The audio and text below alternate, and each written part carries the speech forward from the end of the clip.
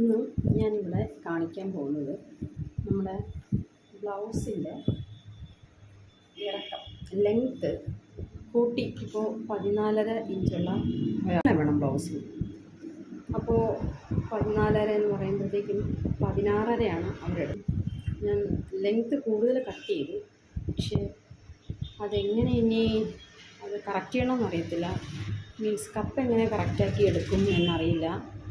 ഞാൻ ഫ്രണ്ടിലത്തെ ഇറക്കിയാണ് കട്ട് ചെയ്തത്. അപ്പോൾ ഈ ബാക്കിൽ നിന്ന് വെട്ടി ബാക്കിൻ്റെ അളവെടുത്ത് വെട്ടാൻ പഠിച്ചു.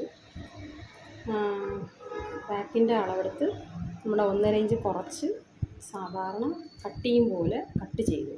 പക്ഷേ ബാക്കിലത്തെ പീസിൻ്റെ അളവ് കൂടുതലാണ്, ലെങ്ത്ത് കൂടുതലാണ്.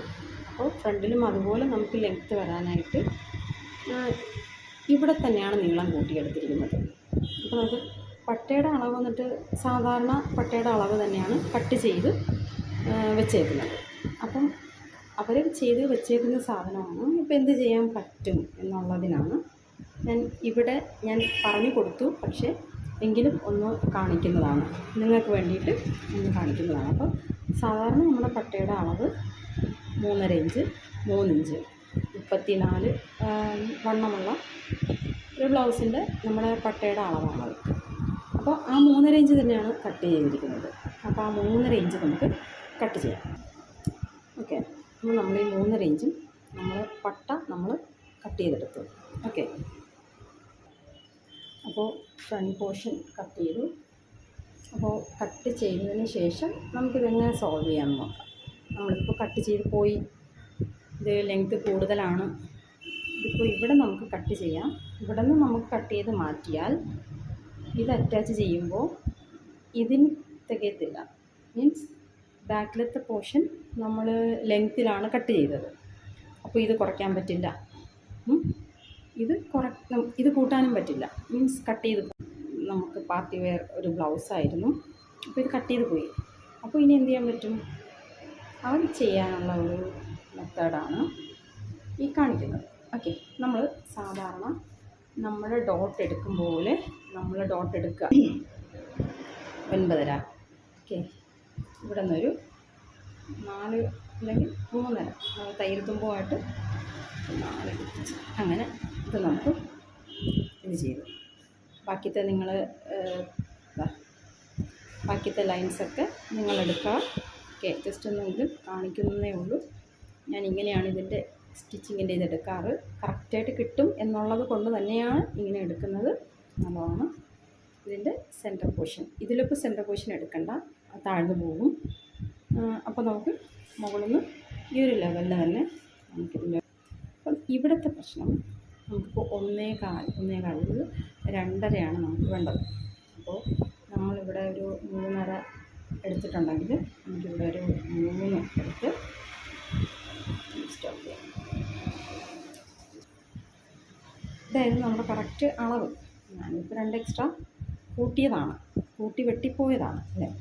അപ്പോൾ നമുക്ക് ഈ 2.5 നമുക്ക് 3 പിടിച്ച് ഒരു ലൈൻസ് കൊടുക്കാം.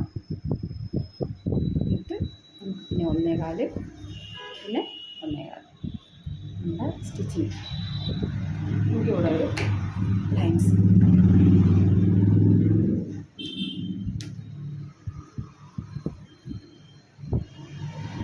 ഓക്കെ. ഇത് നമ്മൾ തയ്ക്കുന്ന ഭാഗം. പക്ഷേ നമുക്കിവിടെ എന്ത് ചെയ്യാൻ പറ്റും? ഇത് നമുക്ക് താഴോട്ട് സ്ട്രെയിറ്റ് ഒരു ലൈൻസ് കൊടുക്കണം.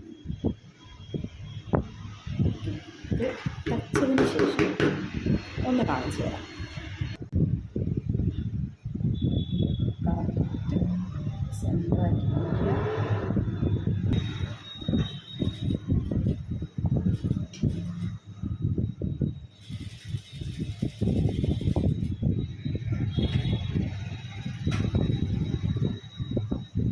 കുറച്ച് നേരെ ചരിഞ്ഞ് പോയി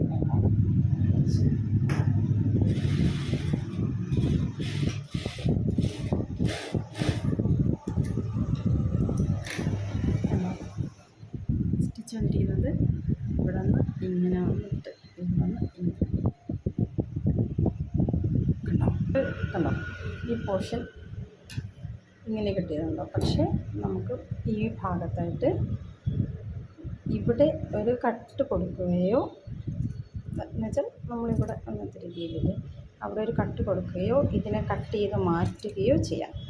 ഓക്കെ, ഞാൻ കട്ട് ചെയ്ത് മാറ്റി. നമുക്ക് ആ പോർഷൻ ഇവിടെ ഒരു തൂങ്ങൽ പോലെ കിടക്കും. അപ്പം അതുകൊണ്ട് ആ ഒരു പോർഷൻ കട്ട് ചെയ്ത് മാറ്റുക. ബാക്കി നമുക്ക് നല്ല ഇതുപോലെ ഇങ്ങനെ കിട്ടും. നമ്മൾ പട്ട വെച്ചതുപോലെ നമുക്ക് കിട്ടും. ഞാൻ നമ്മുടെ ഈ പട്ട കൂടെ വെച്ചിട്ട് ഞാൻ നിങ്ങൾക്കൊന്നുകൂടെ കാണിച്ചു തരാം. ഓക്കെ, ഇതാ നോക്കൂ, കറക്റ്റായിട്ട് നമുക്കിത് കിട്ടും. ഇവിടെ കപ്പിൻ്റെ പോർഷൻ നമുക്ക് ഇത്രയും പോർഷൻ നമ്മുടെ പട്ടയുടെ ഭാഗമായിട്ട് വരും. എന്തായിരുന്നാലും ഞാൻ എന്തായിരുന്നാലും ഇത് കാണിച്ചു തരുന്നുണ്ട്. ഇത് ഇടുമ്പോഴത്തേക്കുള്ള ഫിറ്റിങ്സ് എങ്ങനെയാണെന്നും എന്തായിരുന്നാലും നമുക്ക് കാണാം. ഓക്കെ.